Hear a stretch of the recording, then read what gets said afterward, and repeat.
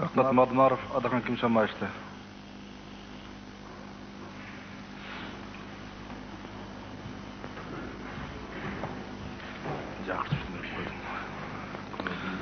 Урматтуу депутаттар, 2 күндөн бери талкууда мен да өзүм пикиримди айткым келип отурат.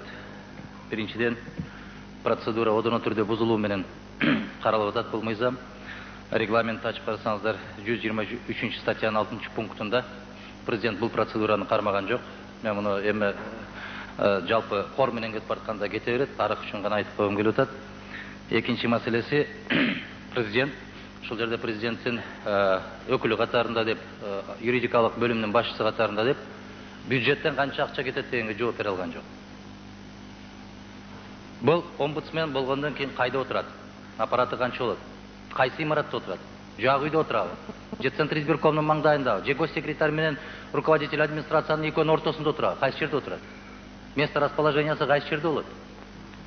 Мана ушул нерселерди байкаштырышыбыз керек да. Ушуну мыйзам менен бекитип койгондон кийин биз менталитетти унутпашыбыз керек.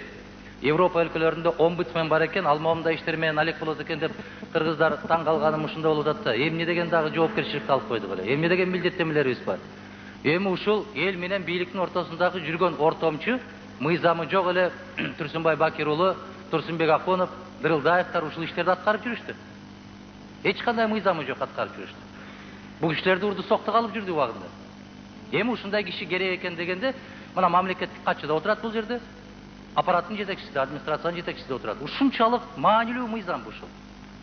Эгер Конституцияда жазылып турса, Кыргыз Республикасынын президенти Конституциянын кепили деп, ошол кепил өзү, кепил боло албай атса, анан ушу общественный иште иштеген киши кепил болуп береби бизге? Эмне максат менен келип ушул мыйзамды тез алып отурбасак, как воздух и вода нужны деп атабыз бул жерде. Туура, ошондой болушу мүмкүн. Воздух менен вода башка жакта, урматтуу аксакалдар. Эгер ошол воздух кандай булганган болсо, омбудсмениңиз андан 5 бетер булганат. Адам укугун коргойт деп атабыз. Кимге көз каранды болот? Президенттин администрациясына көз каранды болот. Мына Аманбек Карыпович мага капа болбосун. Бул жерде отуруп депутаттын укугун тебелеп, тепсеп 4 жыл бою ушул тебелендин үстүндө келген киши, азыр администрациянын башчысы, ушу кишиге баш ийет. Депутаттын мыйзамда көрсөтүлгөн укугун эч ким эч кандай кыйшаюусуз берет. Депутатка комментарий бергенге укугу жок деп көрсөтүп турат. Телекомпаниянын президенти катарында он лично выбирал, кого можно пускать по эфиру, а кого надо выкинуть отсюда. Вот главный правозащитник. Менталитет. И симпатичный экен деп атабыз. Симпатичный экен президенттин варианты деп атабыз. Да, подпись симпатичный. Кыздарга кат жазгандай подписи менен жибериптир бизге. Конституциялык сотто биздин укугу жок беле. Омбудсмен 7 жылга деп атабыз. Бир кишини сунуш кылат экен президент. Общественная комиссия, эми аксакал, уважаемый аксакалдардан түзөт общественную комиссияны, который блестяще, прекрасно понимает нынешнюю ситуацию и по месторождению, и по политическим взглядам вполне будет соответствовать тем параметрам, которые должны работать в общественной комиссии. А что сделать таким бездарем, скажем, непослушным, невоспитанным, безграмотным человеку, если он будет выставляться свою кандидатуру в качестве омбудсмена? Где его гарантия? Человеческие права, гражданские права, что он не имеет права баллотироваться туда? Или мы отдаем на откуп общественной комиссии? Как мы решаем эту процедуру? Конституциялык сотто 15 жылга көз карандысыз дегенбиз. Ай, бала чакасынан бери иммунитет. Мына Курманбек Эргешевич келип алып, мен ал жакта жүргөндө люкста жатат элем, бул жакта люкста обслуживать этпей атат деп атат. Депутатка караганда мыкты шарттар түзүп бергенбиз аларга. Президент 3-чү срокко баратабы, 2-чү срокко баратабы дегенде ушул көз карансыз кишилер айталдыбы? Жок, аксакал кечирип коесуз, мен кызматтан кете берейин, бирок 3-чү мөөнөт болуп атат деп айталдыбы ушулар? Конституциялык соттун мыйзамынан өткөн кайсы мыкты мыйзам бар бизде? Ошол мыйзамды аткарган кайсы кыргызды таптыңар силер?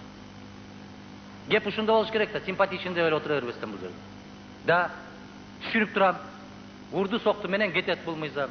Появится другой институт, который будет бравировать перед Западом, перед европейскими государствами. Вот, Кыргызстан впереди всех.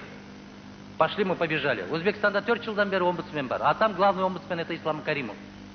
Все, больше никаких омбудсменов нет. Кыргызстанда башкача болот дейсиңер. Андай болбойт. Омбудсмен деп туруп дагы бир кишиге орунду таап беришибиз керек дагы. Анан ошону менен аппаратын жетектешибиз керек, машинасын беришибиз керек. Центризбирком менен тиги администрациянын жетекчисин экөөнүн ортосуна отургузуп коюшубуз керек. В случае чего президента блестящая возможность появится Ну, по правам человека, уважаемые, Европарламентке барып калышы мүмкүн, Давоска барып атат, башка жактарга барып атат. Ну, соңку кездерде чакырбай калды, вдруг барып калса да. Биз ушуга шарт түзүп берип атпайбыз, узаконить этип берип атпайбыз. Мына мыйзамды вдоль и поперек мен абдан терең карап чыктым да, эмне укук берип атабыз. Эгер ушул омбудсмен институту даяр болгондон кийин Кыргызстанда адам укугу кескин түрдө бузулуусу токтотулат деген болсо, мен бүгүн бутум менен добуш берейин, тээп туруп кнопканы. Ким гарантия берет? Кепилдикти ким берет, урматтуу аксакал? Ошондуктан биринчи эле кеткенде ээге кыйшык отуруп алдык. Биринчи мындан 1,5 жыл баштап түшкөн Өмүрбек Текебаевдин долбоору менен кече шашылыш түрдө киргизиле калып, жана шайлоодон кийин көп тепки жеп калдык биз. Анан эмне кылышыбыз керек? Аскар Акаев ушул жерде айтпадыбы? Жок дегенде сигнал берип коелучу деп. Бул мына биринчи сигнал. Биз демократия жолунан кетип бараткан жокпуз. Мына омбудсменди кылып атабыз. Сигналдын биринчиси ушул. Демократия боюнча. А рыночный экономика боюнча сигналдын биринчиси жерди аман-эсен сатып алганыбыз, ошол рыночный экономиканын биринчи сигналы. Мы не сворачиваем деген. Продолжаем экономические реформы деген. Мага катуураак эмне кылган болсо, урматтуу аксакалдар, капа болбогула, баарыңыздар чогуу отуруп алып, член бюро башкарып атат азыр бизде.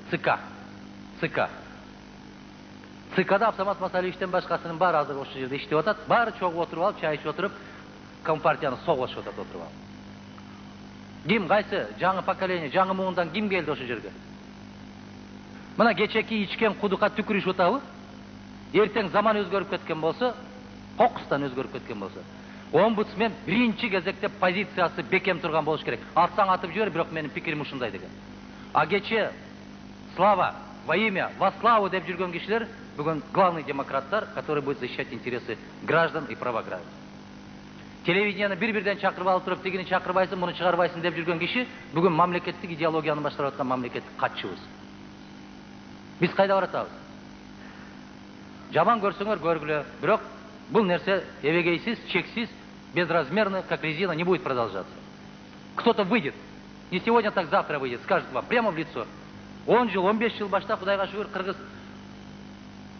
сабаты жоюлуп калган экен. Ар бириңиздердин көз карашыңыздар тарыхта калып калган экен. Ошону карап атабыз. Бул кишилерге эмне деп айтты эле? Бүгүн эмне болуп атат? Неужели так резко меняется позиция человека, и мировоззрение, и видение, и убеждение? Так не бывает. Горбатова могила исправить. Алар өзгөрбөйт.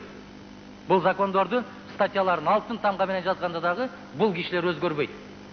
Омбудсменге ушундай киши келет, кимди көрсөтсө кожоюн өзү билет дейт да, ошо кожоюндук өтүп кете берет. Анан ал кожоюнга ссылка жасап коет, тиги омбудсменге баргыла. Конституциялык сотто эмне кылгандай эле кылып туруп, биз ойлойбуз, Центр избиркомдо ар бири ушул жерге келгенде менден мыкты киши жок, мен барган болсом жыргатам дейт. Добуш берип, куттуктайбыз дегенден кийин кетип барып туруп, эми келгилечи. Же аудиторский палатаны, счетный палатаны алып карагыла. Канча жолу текшертип алдык, канча жолу поручение бердик. Бизди жанакы өзүбүздү гана чаап турат, өзүбүздү чаап турат. Канча жолу поручение бердик биз. Президенттин расходун текшерип бергиле, башкасын. Мына ошондой эле орган болот, аксакалдар. Госсекретардын бир звоногу, администрация жетекчисинин бир звоногу, же могул жерде отурган Укушевдин эле бир звоногу менен омбудсмениңиз кечирип койгула, садиктеги балага айланат. Көз каранды, бала чакасы бар алдындагы. Келин кезектери бар. Күйөө балдары бар, башкалары бар. Бизге Кыргызга омбудсмендин кереги жок. Илгертен калган бизде Кыргызда жакшы бир салт бар. Казы деп койгон, ошол казы барып туруп, ушул аксакал чечсин деген. Ошону Исмаил Сакыч айтып жүргөн. Бир эки ууру келип алып туруп, мен ушул биринчи мен уурду десе, сеники туура деп коет дейт. А жок, бул мен урган жок, бул мени урган деп айтса, сеники да туура дейт. Ошондо кемпир айткан деп Исмаил Сакыч алайда жүргөндө айтып жүрдү. Кемпир айтып туруп, возмущаться этип, "Ай, сен кандай казысың сен? Сен муну да туура деп атасың, муну да туура деп атасың, сен бир казы болуп, адилеттик болбойсуңбу?" Ай, кемпир эмне кыласың? Сеники да туура дейт. Мына ошондой омбудсменди биз кабыл алабыз. Мына ошондой киши бизде болот. Конституциялык сот кандай болгон болсо көз карандысыз. Парламент кандай көз карандысыз болсо, өкмөт кандай көз карандысыз болсо, жогорку сот, арбитраждык сот кандай көз карандысыз болсо, омбудсмен ошондой эле көз карандысыз болот. Анан бирок алыбызда карап, мындай көрпөгө карап, бутубузду узаталы дагы Европалык өлкөлөргө окшойбуз деп омбудсмен, балекет деп отурбастан жөн эле айтып коюшубуз керек да. Айланайын падыша, Кыргызстан Республикасынын президенти Конституциянын кепилисин ант бердиңби? Эгер адам укугу бузулуп аткан болсо, сенден сурап алабыз биз.